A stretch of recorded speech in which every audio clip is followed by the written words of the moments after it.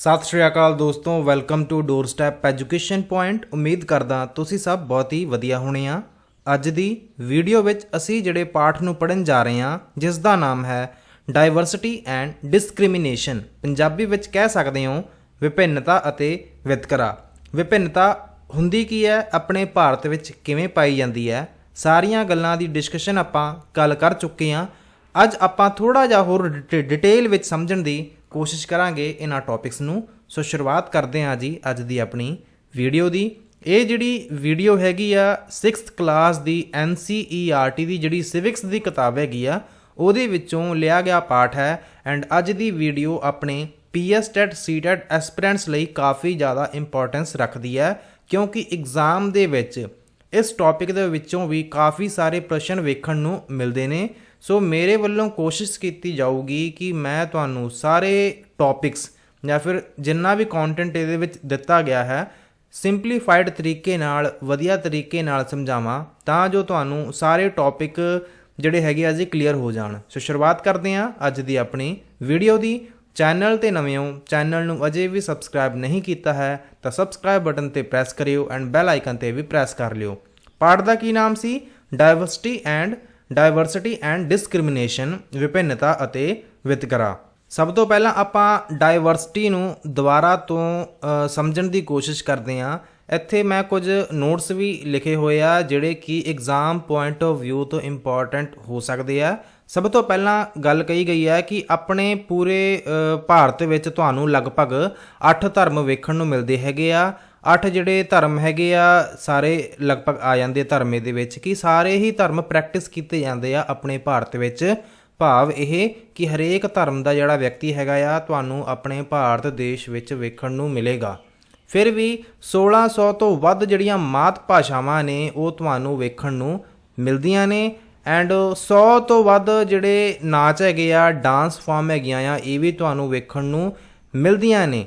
But ਫਿਰ ਵੀ ਆਪਣੇ ਦਿਮਾਗ ਵਿੱਚ ਜਾਂ ਫਿਰ ਆਪਣੇ ਜਾਂ ਦਿਲਾਂ ਵਿੱਚ ਕੋਈ ਇਹੋ ਜਿਹੀ ਗੱਲ ਨਹੀਂ ਆਉਂਦੀ। ਜੇਕਰ ਆਪਾਂ ਕਿਸੇ ਨੂੰ ਦੋਸਤ ਬਣਾਉਣਾ ਹੋਵੇ, ਆਪਾਂ ਕਈ ਵਾਰ ਇਹਨਾਂ ਗੱਲਾਂ ਨੂੰ ਇਗਨੋਰ ਕਰ ਦਿੰਦੇ ਹਾਂ। ਆਪਾਂ ਮੰਨ ਲਓ ਕਿਸੇ ਨੂੰ ਦੋਸਤ ਬਣਾਉਣਾ ਚਾਹੁੰਦੇ ਹਾਂ, ਅਤੇ ਹੋ ਸਕਦਾ ਕਿ ਆਪਾਂ ਉਹਦੀ ਭਾਸ਼ਾ ਨੂੰ, ਜਾਤ ਨੂੰ, ਜਾਂ ਫਿਰ ਕੋਈ ਵੀ ਗੱਲ ਹੋ ਸਕਦੀ ਹੈ, ਉਹਦੇ ਰੰਗ ਰੂਪ ਨੂੰ ਇਗਨੋਰ ਕਰੀਏ ਅਤੇ ਉਹਨੂੰ ਦੋਸਤ ਬਣਾ ਲਈਏ। ਜਿਵੇਂ ਆਪਾਂ ਪ੍ਰੀਵੀਅਸ ਚੈਪਟਰ ਵਿੱਚ ਪੜ੍ਹਿਆ ਸੀਗਾ ਕਿ ਸਮੀਰ 1 ਅਤੇ ਸਮੀਰ 2 ਦੀ ਦੋਸਤੀ ਹੋ ਗਈ ਸੀ।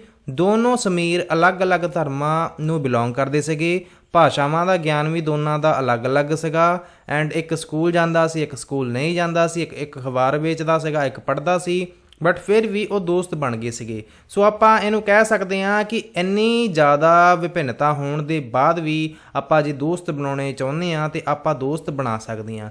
ਇਹ ਤਾਂ ਸੀਗੀ ਡਾਇਵਰਸਿਟੀ, ਜਿਹੜੀ ਮੈਂ ਤੁਹਾਨੂੰ ਦੁਬਾਰਾ ਤੋਂ ਦੱਸੀ ਹੈ ਕਿ ਲੋਕਾਂ ਦਾ ਖਾਣ ਪੀਣ, ਲੋਕਾਂ ਦਾ ਪਹਿਰਾਵਾ ਅਲੱਗ-ਅਲੱਗ ਹੋ ਸਕਦਾ ਹੈ। ਐਂਡ ਇਸ ਤੋਂ ਬਾਅਦ ਆਪਾਂ ਇੱਕ ਜਿਹੜਾ ਪ੍ਰੈਜੂਡਿਸ ਨਾਮ ਦੀ ਜਿਹੜੀ ਟਰਮ ਹੈਗੀ ਆ, ਇਹਨੂੰ ਡਿਸਕਸ ਕਰਨ ਦੀ ਕੋਸ਼ਿਸ਼ ਕਰਾਂਗੇ, ਜਿਹਨੂੰ ਆਪਾਂ ਪੰਜਾਬੀ ਵਿੱਚ ਕਹਿ ਦਿੰਦੇ ਆ ਪੂਰਵ ਗ੍ਰਹਿ। ਪੂਰਵ ਗ੍ਰਹਿ ਕੀ ਹੁੰਦਾ ਆ ਕਿ ਮੰਨ ਲਓ ਤੁਹਾਡੇ ਦਿਮਾਗ ਵਿੱਚ ਇਮੇਜ ਬਣ ਗਈ ਹੈ, ਤੁਸੀਂ ਦਿਮਾਗ ਵਿੱਚ ਸੋਚ ਰਹੇ ਹੋ ਕਿ ਪਿੰਡ ਦੇ ਜਿਹੜੇ ਲੋਕ ਹੈਗੇ ਨੇ ਉਹ ਕੀ ਹੁੰਦੇ ਨੇ, ਅਗਿਆਨੀ ਹੁੰਦੇ ਨੇ, ਅੰਧ ਵਿਸ਼ਵਾਸੀ ਹੁੰਦੇ ਨੇ, ਅਤੇ ਸ਼ਹਿਰਾਂ ਦੇ ਲੋਕ ਬਾਰੇ ਤੁਸੀਂ ਆਪਦੇ ਦਿਮਾਗ ਵਿੱਚ ਇਹ ਗੱਲ ਬਿਠਾ ਲਈ ਹੈ ਕਿ ਸ਼ਹਿਰਾਂ ਦੇ ਲੋਕ ਆਲਸੀ ਹੁੰਦੇ ਨੇ, ਚਲਾਕ ਹੁੰਦੇ ਨੇ, ਪੈਸੇ ਵਾਲੇ ਹੁੰਦੇ ਨੇ। ਸੋ ਹੋ ਸਕਦਾ ਕਿ ਸਾਰਿਆਂ ਦੇ ਦਿਲ ਵਿੱਚ, ਸਾਰਿਆਂ ਦੇ ਦਿਮਾਗ ਵਿੱਚ ਇਹ ਜਿਹੜਾ ਅੰਧ ਵਿਸ਼ਵਾਸ ਜਾਂ ਫਿਰ ਜਿਹੜੀ ਇਹ ਗੱਲ ਹੈਗੀ ਆ ਪ੍ਰੈਜੂਡਿਸ ਹੈ, ਇਹ ਨਾ ਹੋਵੇ। ਬਟ ਫਿਰ ਵੀ ਜਿਹੜੇ ਕੁਝ ਲੋਕ ਹੈਗੇ ਆ ਇਸ ਤਰ੍ਹਾਂ ਦੀ ਥਿੰਕਿੰਗ ਰੱਖਦੇ ਹੋਣੇ ਆ। ਸੋ ਆਪਾਂ ਸਮਝ ਸਕਦੇ ਹਾਂ ਕਿ ਪ੍ਰੈਜੂਡਾਈਸ ਹੁੰਦਾ ਕੀ ਹੈ। ਜਦੋਂ ਆਪਾਂ ਪ੍ਰੈਜੂਡਿਸ ਦੀ ਗੱਲ ਕਰਦੇ ਹਾਂ ਕਿ ਜਦੋਂ ਆਪਾਂ ਲੋਕਾਂ ਬਾਰੇ ਨਕਾਰਾਤਮਕ ਚੀਜ਼ ਸੋਚਦੇ ਹਾਂ, ਨੈਗੇਟਿਵ ਵੇ ਨਾਲ ਕਿਸੇ ਬਾਰੇ ਸੋਚਣਾ, ਜਿਹਨੂੰ ਆਪਾਂ ਕਹਿ ਸਕਦੇ ਹਾਂ ਪ੍ਰੈਜੂਡਿਸ। ਪੂਰਵ ਗ੍ਰਹਿ ਆਪਾਂ ਕਿਹਨੂੰ ਕਹਿ ਦਿੰਦੇ ਹਾਂ? ਦੂਜੇ ਲੋਕਾਂ ਨੂੰ ਨਕਾਰਾਤਮਕ ਢੰਗ ਨਾਲ ਦੇਖਣਾ, ਇਹਨੂੰ ਆਪਾਂ ਕਹਿ ਦਿੰਦੇ ਹਾਂ ਜੀ ਪ੍ਰੈਜੂਡਿਸ। ਜਿਵੇਂ ਕਿ ਲੋਕਾਂ ਦਾ ਧਾਰਮਿਕ ਵਿਸ਼ਵਾਸ ਕਰਕੇ ਵੀ ਕਈ ਵਾਰ ਹੋ ਸਕਦਾ ਹੈ ਕਿ ਤੁਹਾਨੂੰ ਪ੍ਰੈਜੂਡਿਸ ਵੇਖਣ ਨੂੰ ਮਿਲੇ। ਇੱਕ ਧਰਮ ਦੇ ਜਿਹੜੇ ਲੋਕ ਹੈਗੇ ਆ ਦੂਜੇ ਧਰਮ ਨੂੰ ਵੇਖਣਾ ਨਹੀਂ ਪਸੰਦ ਕਰਦੇ, ਜਾਂ ਫਿਰ ਦੂਜੇ ਲੋਕਾਂ ਨਾਲ ਦੋਸਤੀ ਕਰਨਾ ਨਹੀਂ ਪਸੰਦ ਕਰਦੇ। ਕਿਉਂਕਿ ਹੋ ਸਕਦਾ ਦੋਨਾਂ ਦਾ ਧਰਮ ਅਲੱਗ-ਅਲੱਗ ਹੋਵੇ। ਐਂਡ ਇਸ ਦਾ ਕੀ ਕਾਰਨ ਹੋਊਗਾ ਕਿ ਉਹਨਾਂ ਨੇ ਪ੍ਰੈਜੂਡਿਸ ਬਣਾ ਲਿਆ, ਪੂਰਵ ਗ੍ਰਹਿ ਬਣਾ ਲਿਆ ਕਿ ਜਿਹੜਾ ਦੂਜੇ ਫਲਾਨਾ ਧਰਮ ਤੋਂ ਬਿਲੋਂਗ ਕਰਦਾ ਪਰਸਨ ਉਹ ਮੇਰੇ ਲਈ ਠੀਕ ਨਹੀਂ ਹੈਗਾ, ਜਾਂ ਫਿਰ ਉਹ ਮਾੜਾ ਪਰਸਨ ਆ। ਸੋ ਇਸੇ ਤਰ੍ਹਾਂ ਹੀ ਕਿਸੇ ਚਮੜੀ ਦੇ ਰੰਗ ਕਰਕੇ ਵੀ ਪ੍ਰੈਜੁਡਿਸ ਵੇਖਣ ਨੂੰ ਮਿਲ ਸਕਦਾ ਹੈ। ਜਿਵੇਂ ਕਿ ਆਪਾਂ ਜਦੋਂ ਅਮਰੀਕਾ ਵਰਗੀਆਂ ਕੰਟਰੀਆਂ ਵਿੱਚ, ਯੂਕੇ ਵਰਗੀਆਂ ਕੰਟਰੀਆਂ ਵਿੱਚ ਜਾਂਦੇ ਹਾਂ ਤੇ ਉੱਥੇ ਤੁਹਾਡੇ ਚੰਮ ਦੇ ਰੰਗ ਨੂੰ ਵੇਖ ਕੇ ਵੀ ਭੇਦਭਾਵ ਕੀਤਾ ਜਾਂਦਾ। ਜਿਹੜੇ ਭਾਰਤੀ ਹੁੰਦੇ ਨੇ ਉਹਨਾਂ ਨਾਲ ਵੀ ਕਈ ਵਾਰ ਜਿਹੜਾ ਭੇਦਭਾਵ ਹੈਗਾ ਵੇਖਣ ਨੂੰ ਮਿਲਦਾ ਹੈ।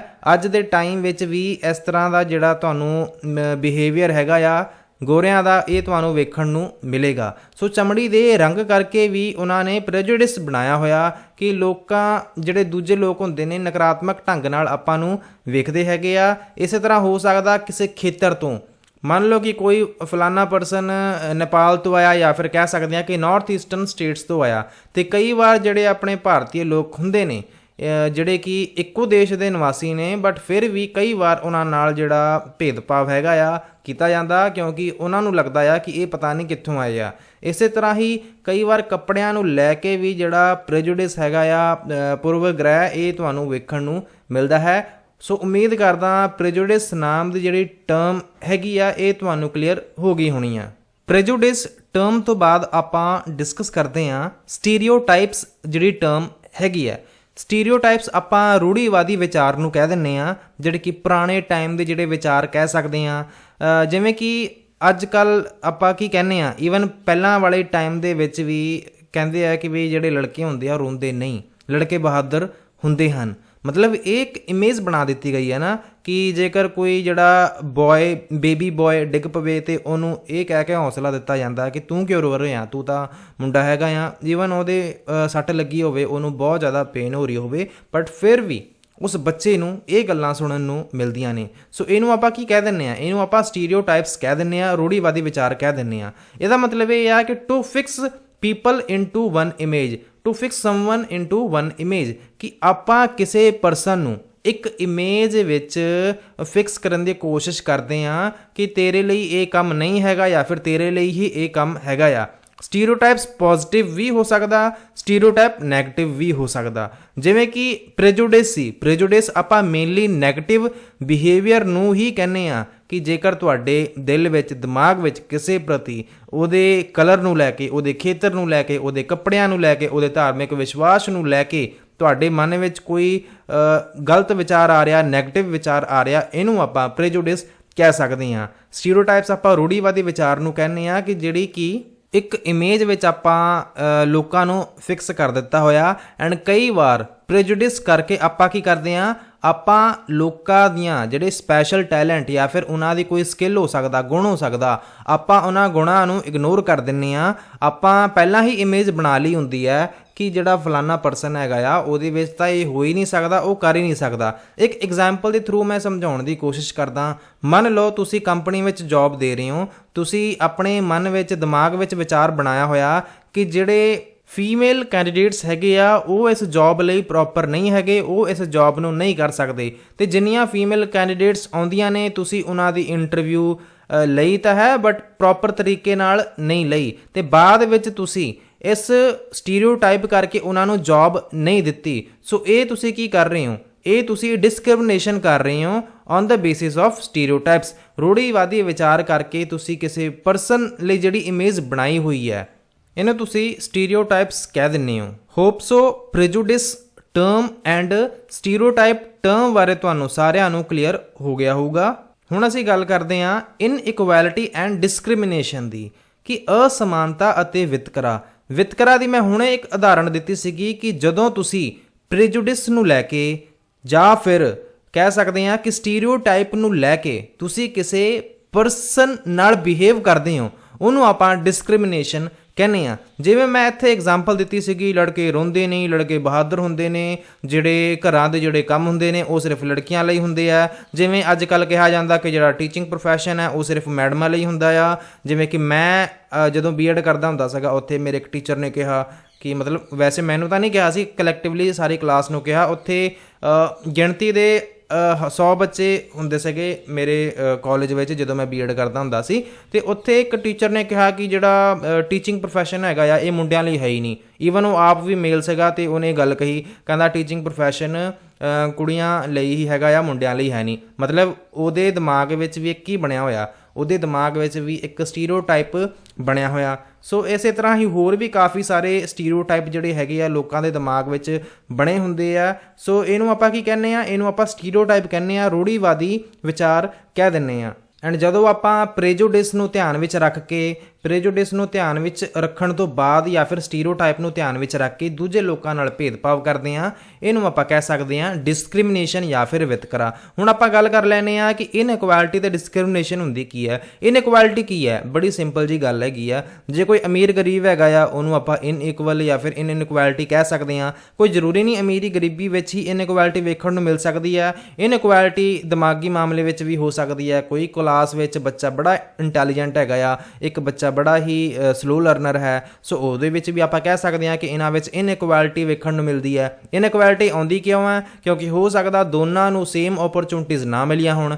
ਮੰਨ ਲਓ ਅੱਜ ਕੱਲ੍ਹ ਆਪਾਂ ਬੜਾ ਹੀ ਕੰਪੇਅਰ ਕਰਦੇ ਹਾਂ, ਸਰਕਾਰੀ ਸਕੂਲਾਂ ਵਿੱਚ ਬੱਚੇ ਇਸ ਤਰ੍ਹਾਂ ਹੁੰਦੇ ਆ, ਪ੍ਰਾਈਵੇਟ ਸਕੂਲਾਂ ਵਿੱਚ ਬੱਚੇ ਇਸ ਤਰ੍ਹਾਂ ਹੁੰਦੇ ਆ। ਅਤੇ ਗੱਲ ਇਹ ਵੀ ਨੋਟ ਕਰਨ ਵਾਲੀ ਹੈਗੀ ਹੈ ਕਿ ਮੈਕਸੀਮਮ ਪ੍ਰਾਈਵੇਟ ਜਿਹੜੇ ਸਕੂਲਾਂ ਵਿੱਚ ਪੜ੍ਹਨ ਵਾਲੇ ਜਿਹੜੇ ਸਟੂਡੈਂਟ ਹੁੰਦੇ ਆ, ਉਹ ਏਸੀ ਵਾਲੇ ਕਮਰਿਆਂ ਵਿੱਚ ਬੈਠਦੇ ਆ। ਐਂਡ ਜਿਹੜੇ ਪ੍ਰਾਈਵੇਟ ਗੌਰਮੈਂਟ ਸਕੂਲਾਂ ਵਿੱਚ ਜਿਹੜੇ ਬੱਚੇ ਹੁੰਦੇ ਆ, ਹੋ ਸਕਦਾ ਉਹਨਾਂ ਨੂੰ 2 ਟਾਈਮ ਦੀ ਰੋਟੀ ਵੀ ਨਾ ਜੁੜਦੀ ਹੋਵੇ। ਸੋ ਇਸੇ ਤਰ੍ਹਾਂ ਹੀ ਕਾਫੀ ਸਾਰੀਆਂ ਜਿਹੜੀਆਂ ਐਗਜ਼ਾਮਪਲਸ ਹੋ ਸਕਦੀਆਂ ਨੇ ਇਨਇਕੁਐਲਿਟੀ ਦੀਆਂ, ਕਿ ਇਹਨਾਂ ਵਿੱਚ ਜਿਹੜਾ ਡਿਫਰੈਂਸ ਵੇਖਣ ਨੂੰ ਮਿਲੇਗਾ, ਇਹਨੂੰ ਆਪਾਂ ਇਨਇਕੁਐਲਿਟੀ ਦਾ ਨਾਮ ਦਿੰਦੇ ਹਾਂ।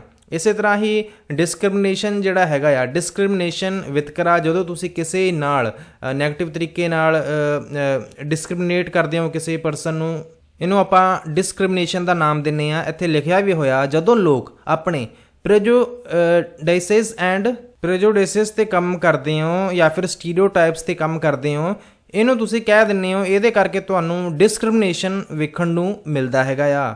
ਜਿਵੇਂ ਮੁਸਲਮਾਨਾਂ ਬਾਰੇ ਇੱਕ ਧਾਰਨਾ ਬਣਾਈ ਹੋਈ ਆ ਲੋਕਾਂ ਨੇ ਕਿ ਜਿਹੜੇ ਮੁਸਲਮਾਨ ਹੁੰਦੇ ਨੇ ਇਹ ਦਿਲਚਸਪੀ ਨਹੀਂ ਵਿਖਾਉਂਦੇ ਆਪਦੀ ਲੜਕੀਆਂ ਨੂੰ, ਆਪਦੀ ਬੱਚੀਆਂ ਨੂੰ, ਆਪਦੀ ਕੁੜੀਆਂ ਨੂੰ ਪੜ੍ਹਾਉਣ ਦੇ ਵਿੱਚ, ਸਕੂਲ ਭੇਜਣ ਦੇ ਵਿੱਚ। ਮਤਲਬ ਇਹ ਪਹਿਲਾਂ ਕੀ ਬਣਿਆ ਹੋਇਆ ਸੀਗਾ, ਇਹ ਇੱਕ ਵਿਚਾਰਧਾਰਾ ਜਾਂ ਫਿਰ ਕਹਿ ਲਓ ਕਿ ਬਣਾਈ ਹੋਈ ਸੀ ਕਿਸੇ ਲੋਕਾਂ ਨੇ। ਬਟ ਕੁਝ ਸਟੱਡੀਜ਼ ਹੋਈ, ਰਿਸਰਚ ਹੋਣ ਤੋਂ ਬਾਅਦ ਪਤਾ ਲੱਗਿਆ ਕਿ ਗਰੀਬੀ ਜਿਹੜਾ ਹੈਗਾ ਆ ਮੁੱਖ ਕਾਰਨ ਹੈਗਾ ਆ ਇਹਨਾਂ ਨੂੰ ਸਕੂਲ ਨਾ ਭੇਜਣ ਦਾ। ਕੁਝ ਇਸ ਤਰ੍ਹਾਂ ਦੀਆਂ ਐਕਸਪੈਰੀਮੈਂਟ ਵੀ ਕੀਤੇ ਗਏ, ਜਿਵੇਂ ਕਿ ਕੇਰਲ ਰਾਜ ਦੇ ਵਿੱਚ ਕਿਹਾ ਗਿਆ ਕਿ ਸਕੂਲ ਅਤੇ ਘਰ ਦੀ ਜਿਹੜੀ ਦੂਰੀ ਸੀਗੀ, ਬੱਚਿਆਂ ਨੇ ਜਿਹੜੇ ਸਕੂਲ ਵਿੱਚ ਦਾਖਲਾ ਲਿਆ ਸੀਗਾ, ਉਹਨਾਂ ਦੇ ਸਕੂਲ ਤੇ ਘਰ ਦੀ ਦੂਰੀ ਬਹੁਤ ਜ਼ਿਆਦਾ ਘੱਟ ਸੀਗੀ। ਸਰਕਾਰੀ ਬੱਸ ਦੀ ਜਿਹੜੀ ਸਰਵਿਸ ਹੈਗੀ ਆ ਉਹ ਵੀ ਪ੍ਰੋਵਾਈਡ ਕਰਵਾਈ ਹੋਈ ਸੀ। ਅਧਿਆਪਕ ਜਿਹੜੇ ਸੀਗੇ ਪੇਂਡੂ ਖੇਤਰਾਂ ਦੇ ਵਿੱਚ ਵੀ ਕਹਿ ਸਕਦੇ ਹਾਂ ਕਿ ਪਹੁੰਚਦੇ ਸੀਗੇ ਦੂਰੋਂ ਆ ਕੇ, ਮਤਲਬ ਕਿ ਉੱਥੇ ਸਕੂਲਾਂ ਵਿੱਚ ਪ੍ਰੋਪਰ ਟੀਚਿੰਗ ਸਟਾਫ ਵੀ ਹੈਗਾ ਸੀ। ਮੈਜੋਰਟੀ ਦੇ ਜਿਹੜੇ ਟੀਚਰ ਹੈਗੇ ਸੀ ਉਹ ਔਰਤਾਂ ਹੈਗੀਆਂ ਸੀ। ਤੇ ਮੁਸਲਿਮ ਜਿਹੜੀਆਂ ਲੜਕੀਆਂ ਸੀਗੀਆਂ, ਉੱਥੇ ਕੀ ਵੇਖਿਆ ਗਿਆ ਕਿ ਉੱਥੇ ਜਿਹੜੀ ਗਿਣਤੀ ਹੈਗੀ ਆ ਫੀਮੇਲ ਸਟੂਡੈਂਟਸ ਦੀ, ਜਿਹੜੀਆਂ ਕਿ ਸਪੈਸੀਫਿਕ ਮੁਸਲਿਮ ਕਮਿਊਨਿਟੀ ਨੂੰ ਬਿਲੋਂਗ ਕਰਦੀਆਂ ਨੇ, ਉਹਨਾਂ ਦੀ ਗਿਣਤੀ ਜ਼ਿਆਦਾ ਸੀਗੀ। ਮਤਲਬ ਤਾਂ ਇਹ ਹੋਇਆ ਕਿ ਜੇਕਰ ਇਹਨਾਂ ਨੂੰ ਓਪਰਚੁਨਿਟੀਜ਼ ਜਾਂ ਫਿਰ ਮੌਕੇ ਮਿਲਣ ਤੇ ਇਹਨਾਂ ਦੀ ਜਿਹੜੀ ਗਿਣਤੀ ਹੈਗੀ ਆ ਸਕੂਲਾਂ ਵਿੱਚ ਉਹ ਜ਼ਿਆਦਾ ਵੇਖਣ ਨੂੰ ਮਿਲੀ। ਜਿਹੜਾ ਮੁੱਖ ਕਾਰਨ ਹੈਗਾ ਆ ਉਹ ਲੋਕਾਂ ਦੀ ਵਿਚਾਰਧਾਰਾ ਨਹੀਂ ਹੈਗੀ, ਕਿਉਂਕਿ ਇੱਥੇ ਇਹਨਾਂ ਨੇ ਸਾਫ਼-ਸਾਫ਼ ਕਿਹਾ ਹੋਇਆ ਕਿ ਇਹ ਤਾਂ ਲੋਕਾਂ ਨੇ ਜਸਟ ਇੱਕ ਸਟੀਰੀਓਟਾਈਪ ਬਣਾਇਆ ਸੀਗਾ, ਇੱਕ ਲੋਕਾਂ ਬਾਰੇ, ਮੁਸਲਮਾਨਾਂ ਬਾਰੇ ਧਾਰਨਾ ਬਣਾਈ ਹੋਈ ਸੀ ਕਿ ਇਹ ਆਪਦੀ ਲੜਕੀਆਂ ਨੂੰ ਸਕੂਲੇ ਨਹੀਂ ਭੇਜਦੇ। ਬਟ ਜਿਹੜਾ ਮੁੱਖ ਕਾਰਨ ਸੀ ਉਹ ਕੁਝ ਹੋਰ ਹੀ ਸੀ, ਗਰੀਬੀ ਸੀਗੀ। ਆਪਾਂ ਗੱਲ ਕਰ ਰਹੇ ਸੀਗੇ ਡਿਸਕ੍ਰਿਮੀਨੇਸ਼ਨ ਵਰਡ ਦੀ, ਕਿ ਡਿਸਕ੍ਰਿਮੀਨੇਸ਼ਨ ਜਿਹੜਾ ਵਰਡ ਹੈਗਾ ਆ, ਵਿਤਕਰਾ ਜਿਹੜਾ ਕੀਤਾ ਜਾਂਦਾ, ਭੇਦਭਾਵ ਕੀਤਾ ਜਾਂਦਾ। ਅੱਜ ਕੱਲ੍ਹ ਵੀ ਤੁਸੀਂ ਵੇਖਿਆ ਹੋਣਾ, ਜਿਵੇਂ ਪਹਿਲਾਂ ਲੋਕਾਂ ਨੂੰ ਮੰਦਰਾਂ ਵਿੱਚ ਐਂਟਰ ਨਹੀਂ ਸੀ ਹੋਣ ਦਿੱਤਾ ਜਾਂਦਾ, ਐਂਡ ਇਸ ਤੋਂ ਬਾਅਦ ਉਹਨਾਂ ਨੂੰ ਅਨਟੱਚੇਬਲ, ਜਿਵੇਂ ਅਛੂਤ ਵੀ ਕੁਝ ਲੋਕਾਂ ਨੂੰ ਮੰਨਿਆ ਜਾਂਦਾ ਸੀਗਾ। ਜੇਕਰ ਕਿਸੇ ਪਰਸਨ ਨੇ ਕਿਸੇ ਪਰਸਨ ਨੂੰ ਟੱਚ ਕਰ ਦਿੱਤਾ, ਜੇਕਰ ਉਹ ਕਿਸੇ ਸਪੈਸੀਫਿਕ ਕਮਿਊਨਿਟੀ ਜਾਂ ਫਿਰ ਕਾਸਟ ਨੂੰ ਬਿਲੋਂਗ ਕਰਦਾ ਹੈ, ਤਾਂ ਬੜਾ ਹੀ ਗਲਤ ਮੰਨਿਆ ਜਾਂਦਾ ਸੀ। ਕਹਿ ਦਿੰਦੇ ਸੀਗੇ ਕਿ ਵੀ ਮੇਰਾ ਤਾਂ ਸਰੀਰ ਅਸ਼ੁੱਧ ਹੋ ਗਿਆ। ਸੋ ਇਸ ਤਰ੍ਹਾਂ ਦਾ ਜਿਹੜਾ ਭੇਦਭਾਵ ਹੈਗਾ ਆ ਲੋਕਾਂ ਦੇ ਵਿੱਚ ਤੁਹਾਨੂੰ ਵੇਖਣ ਨੂੰ ਮਿਲਦਾ ਸੀਗਾ ਪਹਿਲਾਂ ਵਾਲੇ ਟਾਈਮ ਦੇ ਵਿੱਚ। ਕਿ ਜਿਹੜੇ ਮਹਾਨ ਜਿਹੜੇ ਸ਼ਖਸੀਅਤ ਹੋਏ ਨੇ ਡਾਕਟਰ ਭੀਮ ਰਾਓ ਅੰਬੇਦਕਰ, ਉਹਨਾਂ ਨਾਲ ਵੀ ਕੁਝ ਇਸ ਤਰ੍ਹਾਂ ਦਾ ਵੇਖਣ ਨੂੰ ਮਿਲਿਆ ਕਿ ਜਿਹੜੇ ਡਾਕਟਰ ਭੀਮ ਰਾਓ ਅੰਬੇਦਕਰ ਹੁੰਦੇ ਸੀਗੇ, ਜਿਹੜੇ ਸਕੂਲ ਵਿੱਚ ਪੜ੍ਹਦੇ ਹੁੰਦੇ ਸੀ, ਉੱਥੇ ਉਹਨਾਂ ਨੂੰ ਪਾਣੀ ਵੀ ਨਹੀਂ ਪੀਣ ਦਿੱਤਾ ਜਾਂਦਾ ਸੀਗਾ ਜਿੱਥੇ ਬਾਕੀ ਬੱਚੇ ਪਾਣੀ ਪੀਂਦੇ ਸੀਗੇ ਹਾਇਰ ਕਾਸਟ ਦੇ।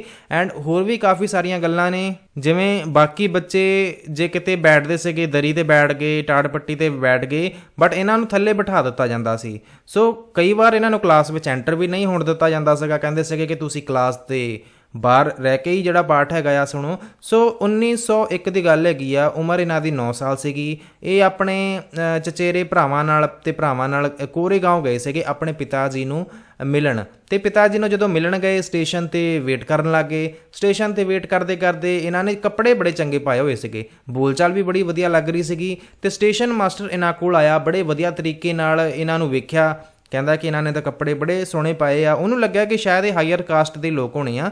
ਤੇ ਉਹਨਾਂ ਨੇ ਇਹਨਾਂ ਨਾਲ ਗੱਲ ਕੀਤੀ ਕਿ ਵੀ ਤੁਸੀਂ ਵੀ ਕਿਹਨੂੰ ਮਿਲਣ ਆਏ ਹੋ। ਇਹ ਕਹਿੰਦੇ ਕਿ ਅਸੀਂ ਆਪਣੇ ਫਾਦਰ ਸਾਹਿਬ ਦੀ ਵੇਟ ਕਰ ਰਹੇ ਹਾਂ, ਉਹਨਾਂ ਨੇ ਸ਼ਾਇਦ ਕਿਸੇ ਨੌਕਰ ਨੂੰ ਭੇਜਣਾ ਆ ਸਾਨੂੰ ਲੈਣ ਵਾਸਤੇ। ਤੇ ਉਹਨੇ ਵੀ ਬਹੁਤ ਵਧੀਆ ਗੱਲ ਕੀਤੀ, ਬਟ ਫਿਰ ਵੀ ਉਹਨਾਂ ਨੂੰ ਪੁੱਛਿਆ, ਸਟੇਸ਼ਨ ਮਾਸਟਰ ਨੇ ਇਹਨਾਂ ਬੱਚਿਆਂ ਨੂੰ ਪੁੱਛਿਆ ਕਿ ਤੁਸੀਂ ਕੌਣ ਹੋ।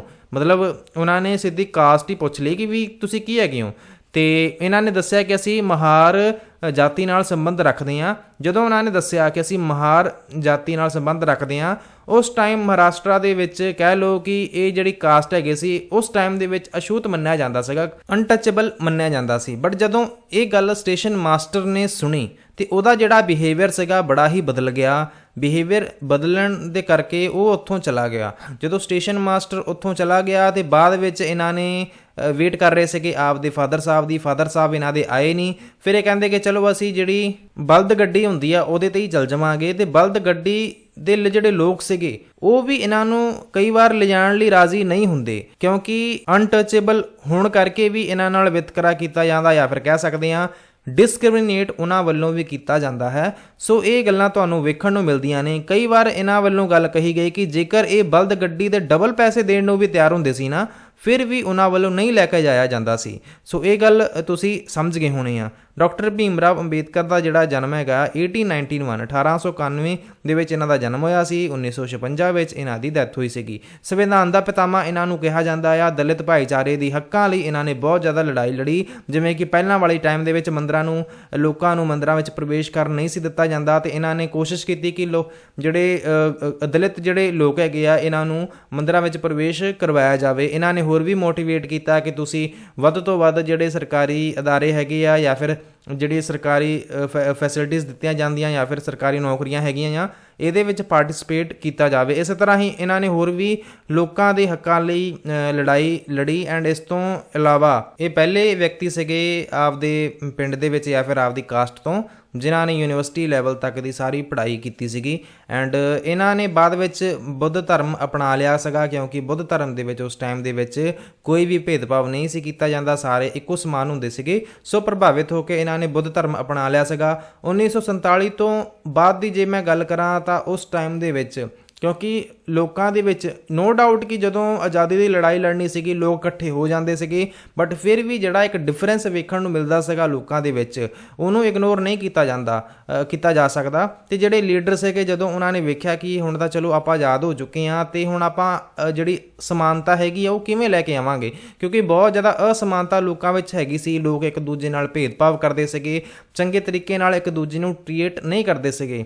ਸੋ ਜਿਹੜੀ ਇਕੁਐਲਿਟੀ ਹੈਗੀ ਆ ਕਿਵੇਂ ਲੈ ਕੇ ਆਈ, ਜਿਵੇਂ ਕਿ ਉਸ ਟਾਈਮ ਦੇ ਵਿੱਚ ਜਿਹੜੀ ਅਨਟੱਚੇਬਿਲਟੀ ਸੀਗੀ ਇਹਨੂੰ ਅਬੋਲਿਸ਼ ਕਰ ਦਿੱਤਾ ਗਿਆ, ਇਹਨੂੰ ਖਤਮ ਕਰ ਦਿੱਤਾ ਗਿਆ। ਹੁਣ ਜਿਹੜਾ ਵੀ ਅਛੂਤ ਜੇ ਕਿਸੇ ਨੂੰ ਕਹੂਗਾ ਜਾਂ ਫਿਰ ਇਸ ਤਰ੍ਹਾਂ ਦਾ ਬਿਹੇਵ ਕਰੂਗਾ ਤੇ ਇਹਨੂੰ ਕ੍ਰਾਈਮ ਮੰਨਿਆ ਜਾਊਗਾ, ਜੁਰਮ ਮੰਨਿਆ ਜਾਊਗਾ। ਤੇ ਜਿਹੜੇ ਲੋਕ ਹੈਗੇ ਆ ਉਹ ਆਪ ਦਾ ਜਿਹੜਾ ਧਰਮ ਹੈਗਾ ਆ ਉਹਨੂੰ ਫੋਲੋ ਕਰ ਸਕਦੇ ਆ, ਜਿਹੜਾ ਕੰਮ ਕਰਨਾ ਚਾਹਣ ਉਹ ਕਰ ਸਕਦੇ ਆ। ਸਰਕਾਰੀ ਜਿਹੜੀਆਂ ਨੌਕਰੀਆਂ ਹੈਗੀਆਂ ਆ ਸਾਰੇ ਉਹਦੇ ਵਿੱਚ ਅਪਲਾਈ ਕਰ ਸਕਦੇ ਆ। ਐਂਡ ਜਿਹੜਾ ਭਾਰਤ ਹੈਗਾ ਆ ਇਹਨੂੰ ਸੈਕੂਲਰ ਕੰਟਰੀ ਵੀ ਕਿਹਾ ਗਿਆ ਕਿ ਜਿਹੜੇ ਸਾਰੇ ਧਰਮ ਦੇ ਜਿਹੜੇ ਲੋਕ ਹੈਗੇ ਆ ਕਿਸੇ ਵੀ ਧਰਮ ਨੂੰ ਫੋਲੋ ਕਰ ਸਕਦੇ ਆ, ਕਿਸੇ ਦੇ ਵੀ ਪੂਜਾ ਕਰ ਸਕਦੇ ਆ, ਮੱਥਾ ਟੇਕ ਸਕਦੇ ਆ। ਐਂਡ ਸਾਰੇ ਧਰਮਾਂ ਦੀ ਜਿਹੜੀ ਰਿਸਪੈਕਟ ਹੈਗੀ ਆ ਉਹ ਸਰਕਾਰ ਦੁਆਰਾ ਕੀਤੀ ਜਾਊਗੀ। ਹੋਪ ਸੋ ਤੁਹਾਨੂੰ ਪਾਰਟ ਸਮਝ ਆ ਗਿਆ ਹੋਣਾ। ਕੁਝ ਸਪੈਸੀਫਿਕ ਟਰਮਸ ਹੀ ਤੁਹਾਨੂੰ ਵੇਖਣ ਨੂੰ ਮਿਲਦੀਆਂ ਨੇ, ਜਿਵੇਂ ਕਿ ਅਸਮਾਨਤਾ, ਵਿਤਕਰਾ, ਪ੍ਰੈਜੁਡਿਸ, ਸਟੀਰੀਓਟਾਈਪ। ਐਂਡ ਕੁਝ ਕਹਿ ਸਕਦੇ ਹਾਂ ਕਿ ਡਾਕਟਰ ਭੀਮ ਰਾਓ ਅੰਬੇਦਕਰ ਬਾਰੇ, ਜਿਹੜੇ ਕਿ founding fathers of the nation ਕਹਿ ਸਕਦੇ ਹਾਂ। ਸੋ ਇਸ ਤਰ੍ਹਾਂ ਦੀਆਂ ਜਿਹੜੀਆਂ ਕੁਝ ਚੀਜ਼ਾਂ ਨੇ ਇਹਨਾਂ ਵਿੱਚੋਂ ਵੀ ਐਗਜ਼ਾਮ ਦੇ ਵਿੱਚ ਜਿਹੜੇ ਪ੍ਰਸ਼ਨ ਨੇ ਜੀ ਇਹ ਬਣ ਜਾਂਦੇ ਹੈਗੇ ਆ। ਐਂਡ ਮੇਰੇ ਵੱਲੋਂ ਕੋਸ਼ਿਸ਼ ਕੀਤੀ ਗਈ ਸੀਗੀ ਕਿ ਇਸ ਪਾਠ ਵਿੱਚ ਜਿੰਨੀਆਂ ਵੀ ਇੰਪੋਰਟੈਂਟ ਗੱਲਾਂ ਨੇ ਤੁਹਾਨੂੰ ਐਕਸਪਲੇਨ ਕਰ ਦਿੱਤੀਆਂ ਜਾਣ। ਸੋ ਇਸ ਨੋਟ ਨਾਲ ਹੀ ਵੀਡੀਓ ਨੂੰ ਕਰਦੇ ਹਾਂ ਖਤਮ। ਜੇਕਰ ਵੀਡੀਓ ਪਸੰਦ ਆਈ ਹੋਵੇ ਤਾਂ ਵੀਡੀਓ ਤੇ ਜਿਹੜਾ ਲਾਈਕ ਬਟਨ ਹੈਗਾ ਜੀ ਉਹਨੂੰ ਜ਼ਰੂਰ ਪ੍ਰੈਸ ਕਰ ਲਿਓ। ਐਂਡ ਇਸ ਤਰ੍ਹਾਂ ਦੀਆਂ ਵੀਡੀਓਜ਼ ਪ੍ਰਾਪਤ ਕਰਨ ਲਈ ਬੈਲ ਆਈਕਨ ਵੀ ਪ੍ਰੈਸ ਕਰ ਦਿਓ। ਵੀਡੀਓ ਪਸੰਦ ਆਈ ਹੈ ਤਾਂ ਇੱਕ ਕਮੈਂਟ ਸੈਕਸ਼ਨ ਵਿੱਚ ਤੁਸੀਂ ਕਮੈਂਟ ਵੀ ਲਿਖ ਸਕਦੇ ਹੋ 2 ਸ਼ਬਦ, ਜੇਕਰ ਤੁਹਾਨੂੰ ਮੇਰੀ ਪ੍ਰੈਜੈਂਟੇਸ਼ਨ ਵਧੀਆ ਲੱਗੀ ਹੋਵੇ। ਸੋ ਇਸ ਨੋਟ ਨਾਲ ਹੀ ਦਿਓ ਇਜਾਜ਼ਤ। Thank you so much for watching. God bless you all.